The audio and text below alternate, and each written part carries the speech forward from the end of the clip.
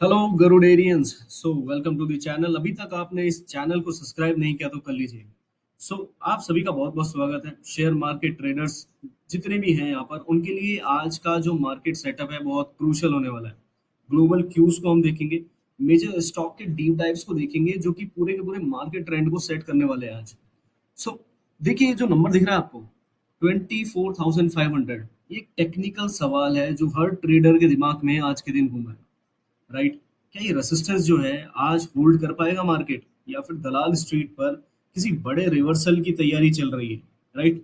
ये सिर्फ एक क्वेश्चन नहीं है, ये वो कोर नैरेटिव है जो आज हमारे मार्केट को डराइव करने वाला है। हमारे मार्केट को डराइव कई सारी चीजें करती है, पर इशारा क्या है? सेक्शन वन में अपन देखेंगे कि निफ्टी के अंदर 24,500 का जो बैटल ग्राउंड है ना, वो बहुत इंपॉर्टेंट है। निफ्टी 50 काफी प्रेशर था, पिछले दिन लोअर क्लोज हुआ है 24,435 पर। ये लेवल जो है ना, वीकनेस क्रिएट कर रहा है। मेन रीजन तो था middle east, geo political tension, crude oil prices, हमारा इंडियन रुपी, और स्पेसिफिकली टाटा ग्रुप के अंदर आई हैवी सेलिंग। देखो, सभी फैक्टर्स ने ना इन्वेस्टर सेंटिमेंट्स को काफी दबा दिया।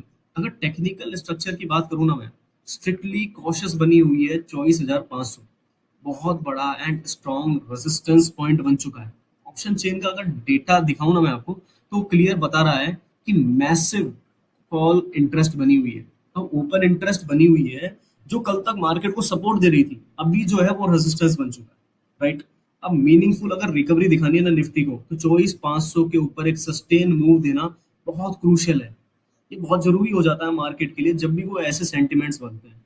अगर गिफ्ट निफ्टी, यूएस एंड पूरे एशियन मार्केट को देखें, तो देखो, पहली चीज तो ये है, आज की ओपनिंग थोड़ी स्लगिश है।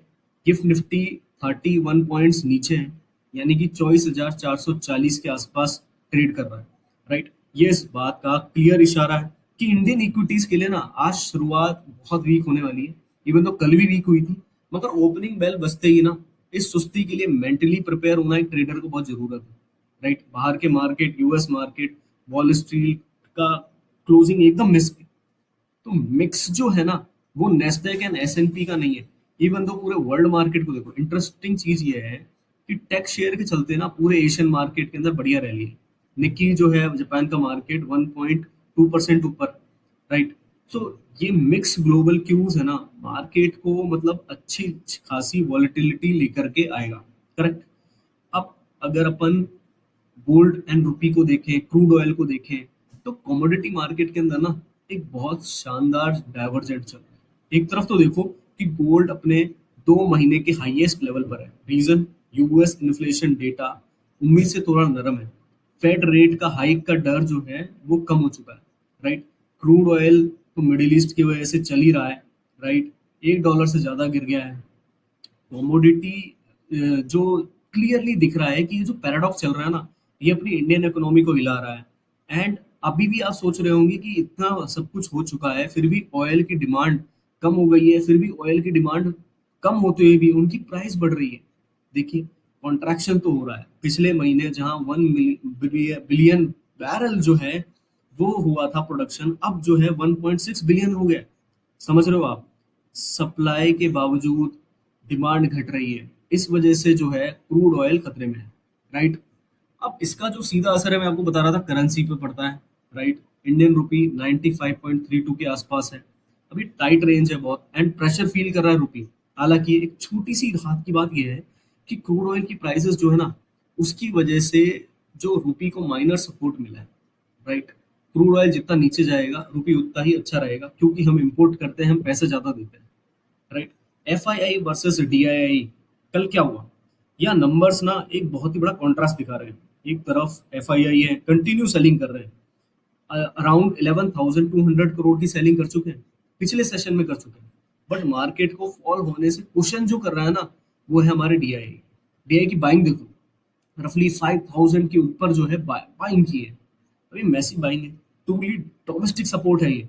अब जो दलाल स्ट्रीट को इतना संभाल के बैठी हुई है, एफएनओ ट्रेडर ध्यान दे कि ये हाईली एक्शनेबल पॉइंट्स हैं। ये आज 4 मेजर स्टॉक्स हैं जो एफएनओ बैन पीरियड में है। राइट? 95% इन्होंने जो है लिमिट क्रॉस कर दी है। स्टॉक्स हैं Bandhan Bank, LIC, Manappuram and SAIL. देखिए सतर्क रहिए इनके लिए, फ्रेश पोजीशंस मत लीजिए इनमें, अवॉइड कीजिए इनको, क्रेजी वॉलेटिलिटी है। फाइनली अब लास्ट सेशन की तरफ आते हैं अपन। मेजर स्टॉक्स आज के लिए एक्शनेबल फिगर्स कहाँ पर हैं एंड को स्टॉक्स कौन से हैं। रैपिड फायर कर लेते हैं एक, जो आज स्टॉक्स न्यूज में रहेंगे एंड सेक्टर ड्राइव करेंगे। सीमेंट स्पेस से अल्ट्राटेक है, Tata Motors PV, axis bank, Apollo hospitals and infrastructure के अंदर एयरपोर्ट। देखिए अपनी वॉच लिस्ट में ना इन सभी चीजों को टॉप पे रखिए। अगर थोड़ा माइक्रो लेवल पर चलेंगे ना अपन, तो डेटा बता रहा है कि ऑटो सेक्टर के लीडर टाटा मोटर्स पीवी के अंदर कल थोड़ा वीकनेस था, वो आपको भी पता है क्यों। 1.33% गिरकर 343 पर आ चुका। पर कंप्लीटली अपोजिट अगर बैंकिंग में देखोगे ना, axis bank top trending charts को डोमिनेट कर रहा है। ऑटो एंड बैंकिंग का जो मूवमेंट आपको दिख रहा है ना, वो क्लियरली हिट कर रहा है सब। तो सेक्टोरियल रोटेशन दिख रहा है, समझने की कोशिश करो मैं क्या कह रहा हूँ। मिक्स सिग्नल को एनालिसिस करने के बाद हमें क्या पता चल रहा है, राइट। एक तरफ तो डीआईए मैसिव बाइंग कर रहा है, बट दूसरी तरफ एक ग्लोबल क्यूज जो है ना अभी भी सपोर्टिव नहीं है। 24,500 का लेवल एक बहुत ही बड़ा रेजिस्टेंस बन चुका है।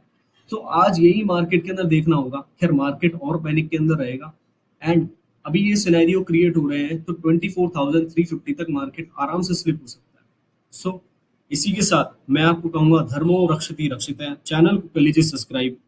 एंड आपको मार्केट टाइमिंग एंड ट्रेंड समझने में आपको हेल्प मिली है, तो हमें आप कांटेक्ट भी कर सकते हैं। सब्सक्राइब कीजिए इस यूट्यूब चैनल को, ताकि मार्केट एक्शन से ना हमेशा आप एक कदम आगे रहें। सो सेफली ट्रेड कीजिए एंड बढ़िया प्रॉफिट्स बनाइए।